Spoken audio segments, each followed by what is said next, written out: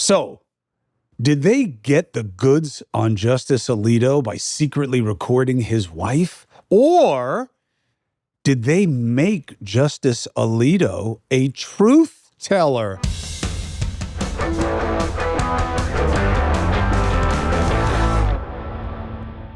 Ooh, I'm Chris Cuomo. This is the Chris Cuomo Project. This is a very interesting topic because I believe the Supreme Court is legit, but the process of picking the justices is fugazi, and we need to do better. And we see that people are okay with wanting it to do it better everywhere else, except at the Supreme Court. An added problem is that guess who polices the Supreme Court? Checks and balances, right? The government's about checks and balances, right? Who polices the Supreme Court? The Supreme Court. So how are they going to make changes? I think I see a way through that also. So what does this all mean? Justice Alito. And then you have Clarence Thomas. Don't they both have to go? Doesn't Judge Eileen Cannon have to go? Doesn't the judge in New York have to go? Don't they all have to recuse?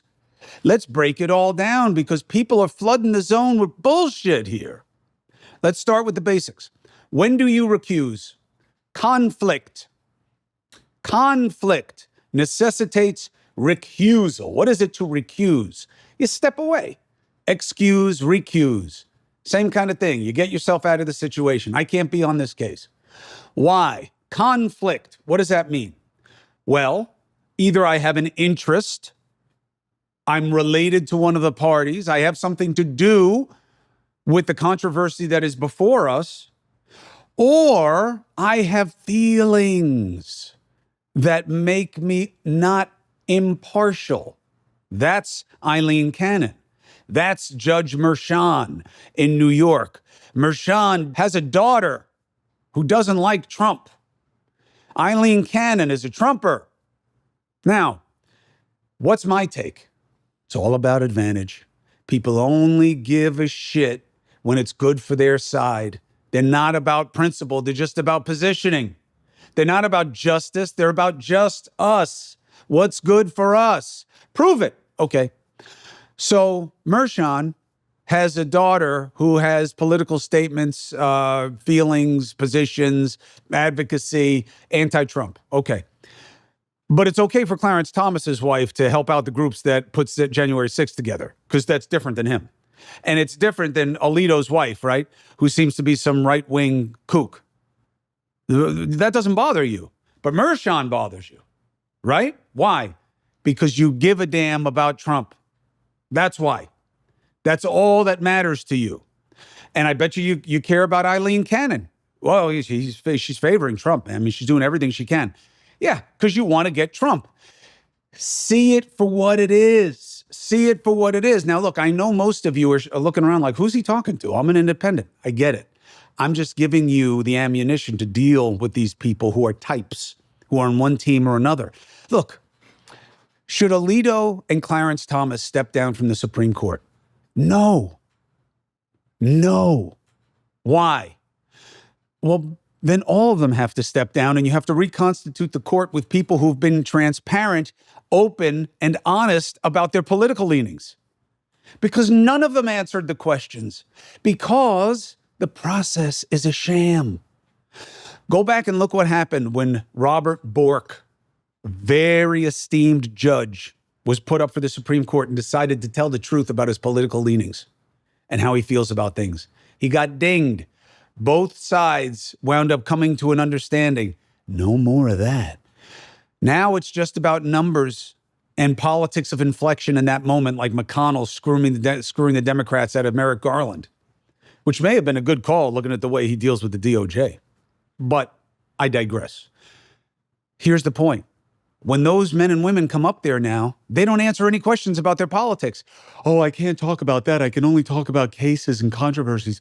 And I respect stare decisis, and the court has already decided, and that has to have great precedential value. Yeah, until you decide to change it. It's like, this is my favorite shirt. Yeah, until I have a new one. Oh, no, it's a higher bar than that. Is it? They changed Roe as soon as they had a chance. Stare decisis, my eye. It's all preference. Amy Coney Barrett is a conservative Christian. She's anti-reproductive rights. You know it. I know it. Why not ask her about it? Well, they did. No, they didn't. She never got in there and said, I'm pro-choice and I'm going to do what I can to make it that way. Oh, well, she shouldn't. She's supposed to be a judge. Listen, human beings are not objective. They're supposed to be fair, especially at that level. Can Alito be fair? Yeah, fair as a Republican. Ruth Bader Ginsburg, fair as a Democrat. That's why she talks shit about Trump. Be open and honest about it. So, you know Clarence Thomas is a righty. You know he is. You know Sotomayor is a lefty. I don't see you hunting her family for associations that prove a political leaning. And now, the news. Martha Ann Alito. How did we know that Alito would have a wife named Martha, by the way? Were you really surprised? Like, doesn't it just seem like that's the kind of name that he would have as a wife? You know, I don't know what that means. I don't know why I feel that way, but I do. So she gets secretly taped, legal in D.C., one-party consent. She says, I'm going to get you. You come after me, I'm going to get you. Not now. I don't know when, but I'll find a way. Ooh, that's scary talk, man. First of all, it's just talk, and it's what people say when they got stung and they want vengeance, but they don't know how. Second, who cares what she says?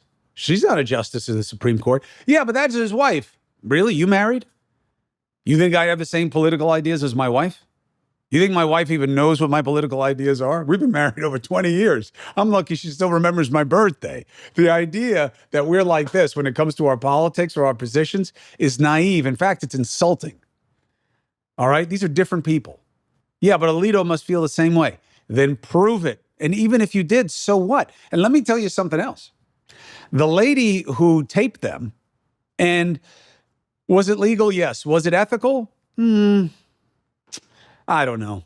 I don't know. I don't know. I don't like it. I only like secret recordings of people when they're known quantities and hiding it. Does she qualify as that? No, she really hasn't done anything wrong to anybody. She's not in a position of public trust. So I don't know that ethically this was the right move, but whatever. It was someone else's call to make, and they made it. But here's the nice spin on it. Ready? I think the secret recording did Alito a favor. I think Justice Alito is in better position now than before his wife was recorded. Why? Think about it. What did he say in his letter? It's not me, it's my wife. My wife puts up the flags. My wife's got these political leanings about the flags. I'm not a flag guy. I don't even know what that means. Who's not a flag person? But anyway, again, I digress. Alito said in his letter, it's not me, it's my wife. You now know it's his wife. So the secret recording did him a favor. Showed that he's probably telling the truth, that he didn't do that shit with the flag, she did. What's the larger point? The Supreme Court operates on a flawed premise, okay? Now, I'm not saying that it doesn't work. I'm not saying that there shouldn't be the highest court in the land. I'm not saying that there's no such thing as justice. I'm not saying that the institution has failed. I don't believe any of that. I just think we're picking at a reality that has always been there. We've just decided to have beef with it now. And the larger question is whether or not these men and women can be fair. Now, look, how do we judge it? Well, these men and women vote with the party that put them in there, the political leanings of what outcomes they'd want in the cases so often that you know the names of the ones who don't. Okay? And then yet there are examples that it still stays on the rails. Like what? Well, how about Justice Roberts going at it with somebody just recently saying, this is not a Christian country. I can't tell you how many people get upset at me when I say this. And they'll say, wait a minute, aren't you Christian? So I was raised Catholic, and I certainly choose to have faith that there's something bigger than me and bigger than us in this reality. And then a third of them will say, oh, you're Catholic, so you're not Christian. What? How am I not Christian? You mean I'm not a born-again evangelical Christian? Thanks for trying to take over an entire religion, by the way. So that doesn't wash. And then they'll say, the other two-thirds, well, let's say half of the other two-thirds. I don't want you to do math, but let's just play with the numbers. They'll say, wait, well then, Well, why are you saying it's not a Christian country? All the founders were Christian. Well, that's not true. But even if it were true, so what? Well, I mean, obviously, Judeo-Christian ethic, that's what our laws are based on, and on the morality of this. Okay, here's what we know about the founding fathers. Were most of them Christian? Yes, of course. Were they devout? Not so much. More so than today, but it was much more of a posturing society than when it came to your faith. You were seen as odd if you didn't practice it, or at least say you did. Here's what matters most. What matters most is this. These religious men, if you want to call them that, went out of their way. These men bent over backwards. These men spent weeks and months figuring out how to make this a secular nation. Look for the imposition of God or religion anywhere in the United States Constitution. Look for it. Oh, well, it's in the spirit of all of it. Bullshit. This is something you would make overt if you wanted it to be a Christian nation. Every theocracy does. Why did they take such pains and go to such lengths and be so deliberate to sanitize that document of religion? Why is the First Amendment first?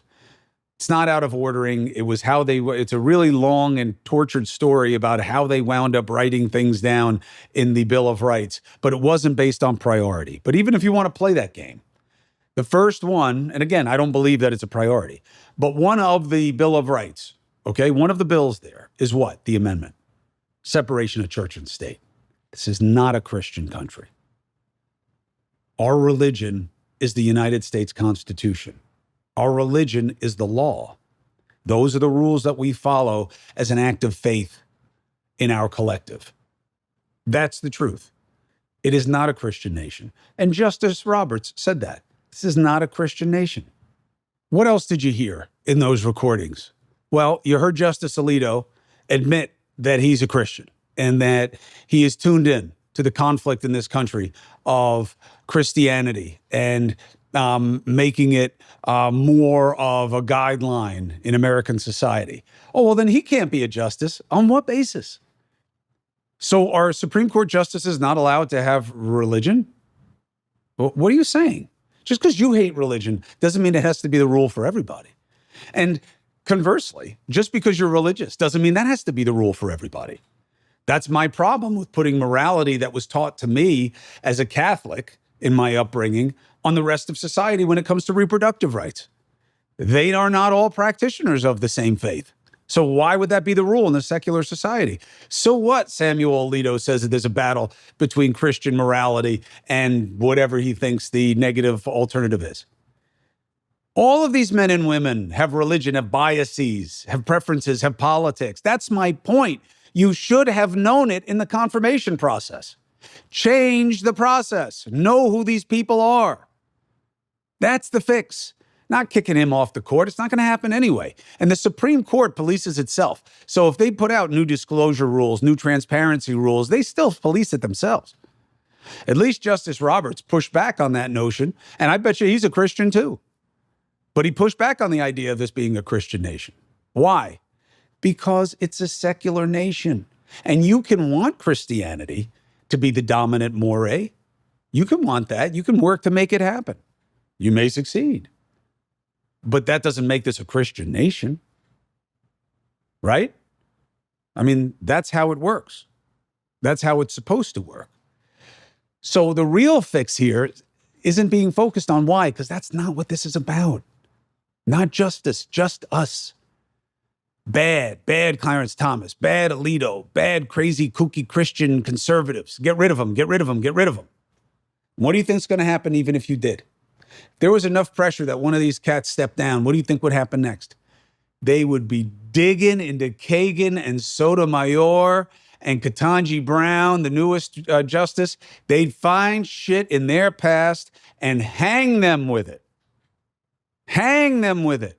Because that is binary zero-sum play. Trump is going to get it. Biden's going to get it. When will you see the game and work to stop the game? With the Supreme Court, it's an easy fix. We got to have transparency in the confirmation process. You got to know who these men and women are. I mean, what standard are we trying to uphold? It's nonsense. Oh, yeah, but it's a secret recording. Like somehow that means that you're being, I've said this before. People say things that are more true when they're being secretly recorded. That's right, because they're not performing for the camera. But so what that he's Christian and he believes that there's a conflict in this country between Christians and non-Christians? There is. We don't know who we are. We don't know what our values are. We don't know who to be anymore. We don't know what to value. We don't know what matters. We don't know where the lines are of decency. We don't know when to stop. We don't know what to protect. We're lost. And most of that is because you've got two people pushing you back and forth between them. And you keep making decisions on which one hurts you least. Sucks. But that's where we are. My job, my interest is in getting you to see that, to interpret what's happening around us so that you can judge it and act or decide to not act on the basis of what you think matters for you. And hopefully that is a reflection of what you see as a community of need and common concerns. Support for the Chris Cuomo Project comes in part from AG1. All right, look, we all know that I try to take care of my health. All right, diet has gaps. Certainly mine does. That's why I start my day with AG1.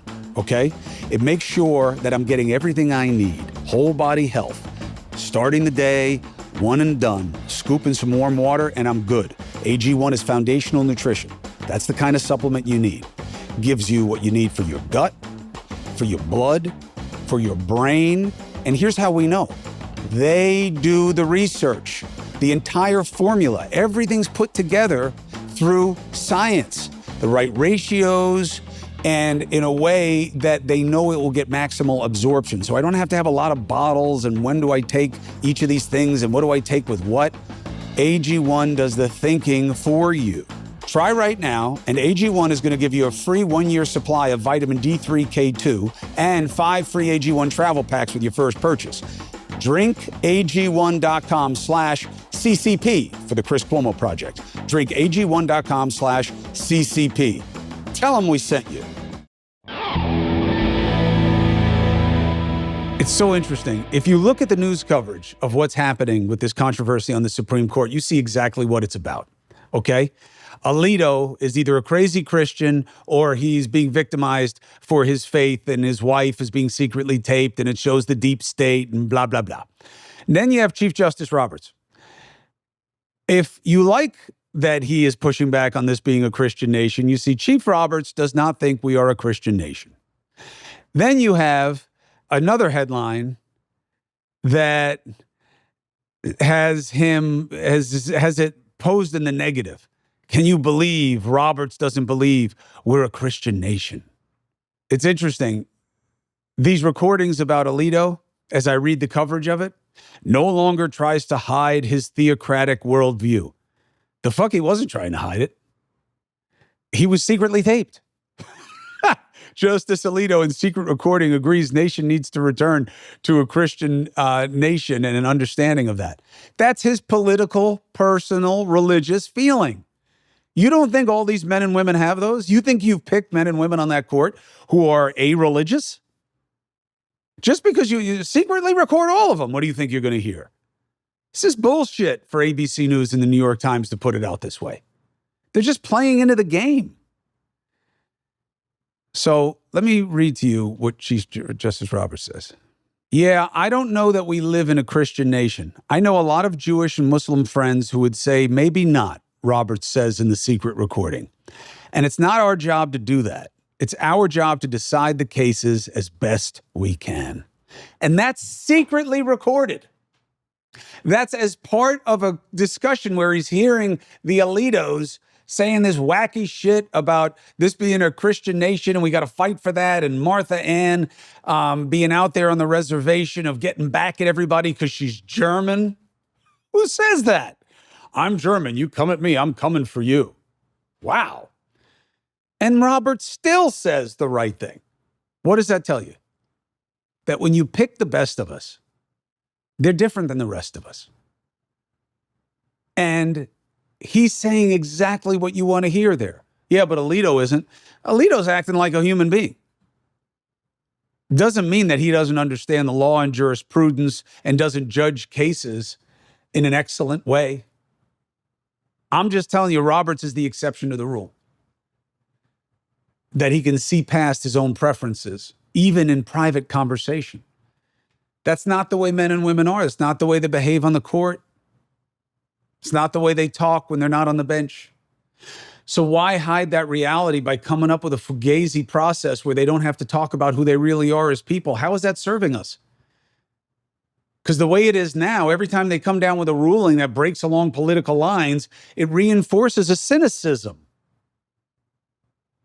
Okay, so am I saying that these decisions are just political votes? No, I don't mean that. I'm just saying that to suggest who these people are doesn't come in as an ingredient of what they believe. You really believe that Justice Scalia came up with a case that vacated generations of jurisprudence on the Second Amendment because he wasn't a personal fan of guns and a personal believer that access to weapons is a good thing? You don't think that? You don't think a guy who was so rigorous in being a four corners interpretationist, an interpreter who looks at what's in the document and does not go outside it, and then he reads in an individual right to an amendment where it is not there, where it had never been found previously by the court. You don't think it was about his personal politics? Of course it was. Of course it helped shape his understanding of the jurisprudence, of what mattered in the law. And he got a majority to agree with him. Is it a coincidence that the Democrats pick people who get on the court who just happen to believe in reproductive rights and the Republicans don't? So why hide from it? It doesn't make it bad. It's not a malignancy. It's a reality. And I'm not saying that the decisions are just political preference votes. They're not polls. They're not votes per se of political preference, but they feed in. So you might as well know the reality of who they are and what they are. And the fix is so easy. Take the chains off of the confirmation process. Let these men and women discuss their politics and why they believe what they believe and why they voted the way they voted and how it informs their sense of jurisprudence, if at all. Maybe they can make a compelling case to you and to the senators who are reviewing them that, yeah, I mean, I'm a diehard righty, or I'm a libertarian, or even though libertarian, it's such a cop-out position. It's just a way of saying you're better than everybody else while having no responsibility and no platform and no power. But anyway, I'm a Democrat, I'm a Republican, I'm a libertarian, I'm whatever. But no, I decide the cases based on what I think the policy is in there and how the statute reads and how it's been interpreted in the past. Now you know. Why pretend that they don't have any of these personal leanings? I really believe that that's the fix. And I believe that these recordings of Alito don't change that. They just require, if anything, they just scream that we need the transparency more.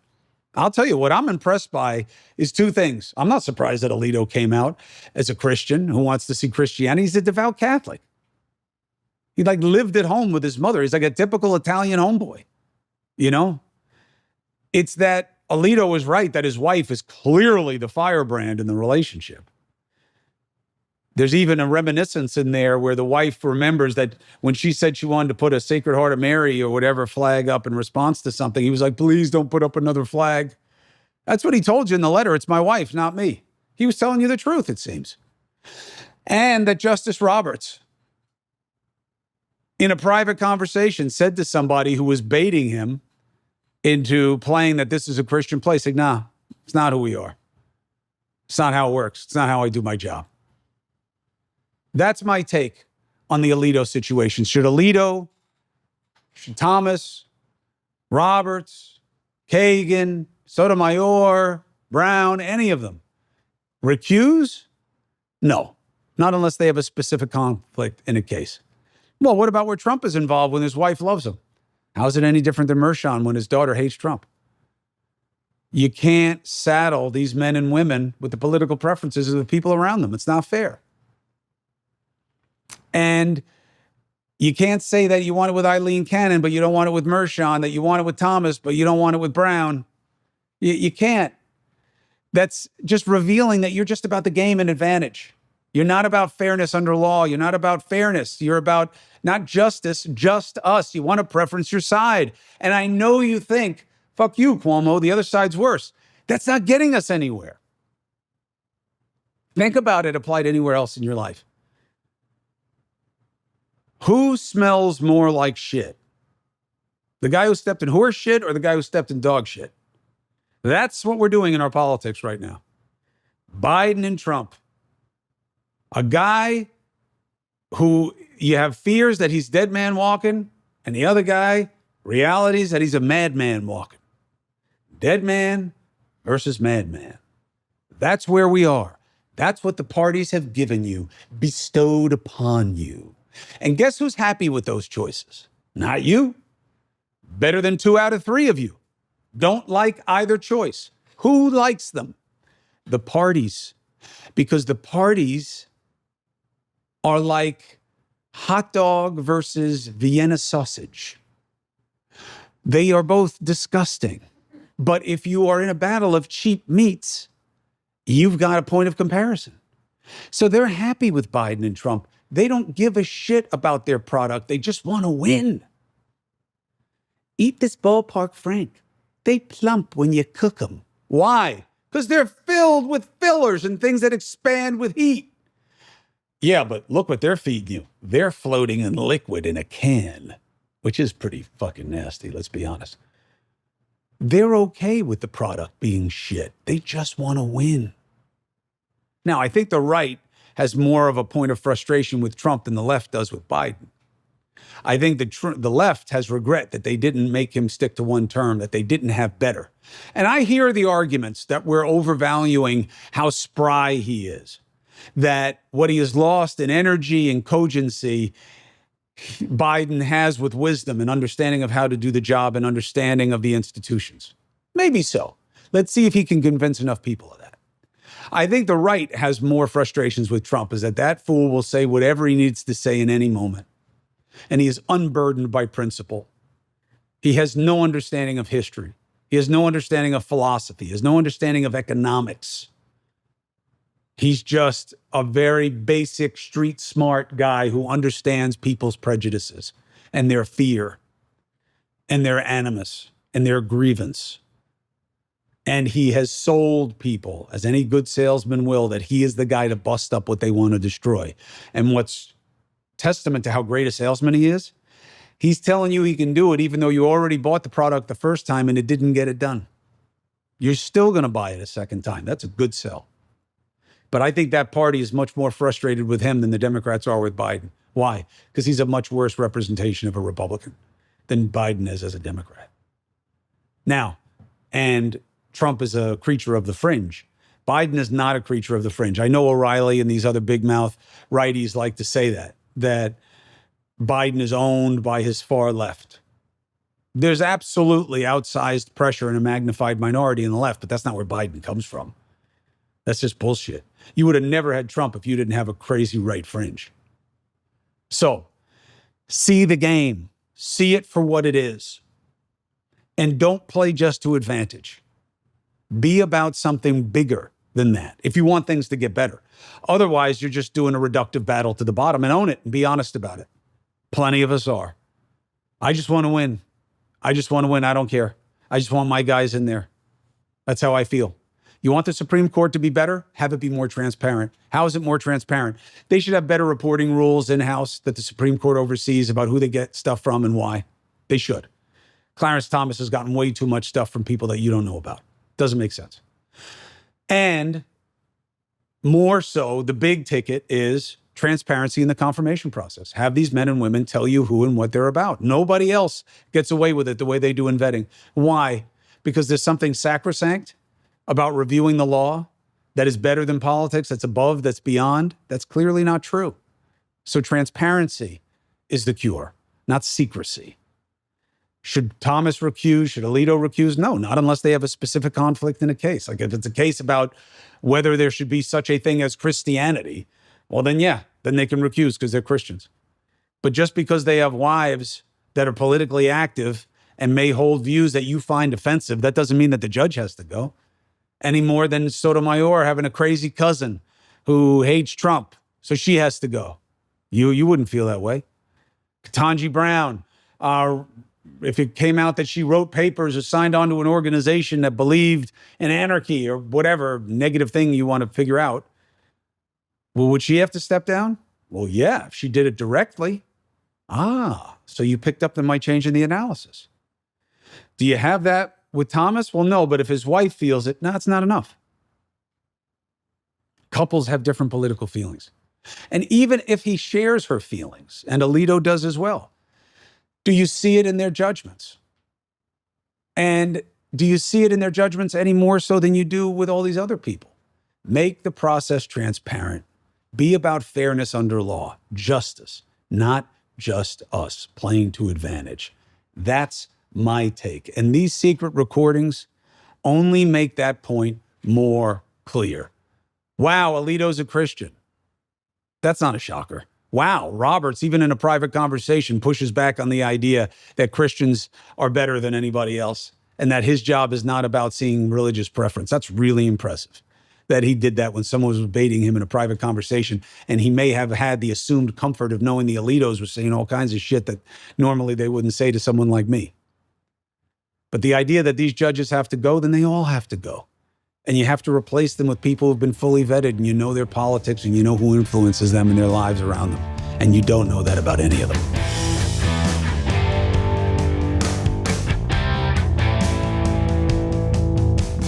I'm Chris Cuomo. Thank you for being with me on the Chris Cuomo Project. It's not always going to be what you want, but it's about interpreting what's happening around, and then you filter it and you make it what you want. It's food for thought. I'm not here to confirm your suspicions. I'm not here to tell you that everything you believe is right and that the other side's crazy. Two things can be true at once.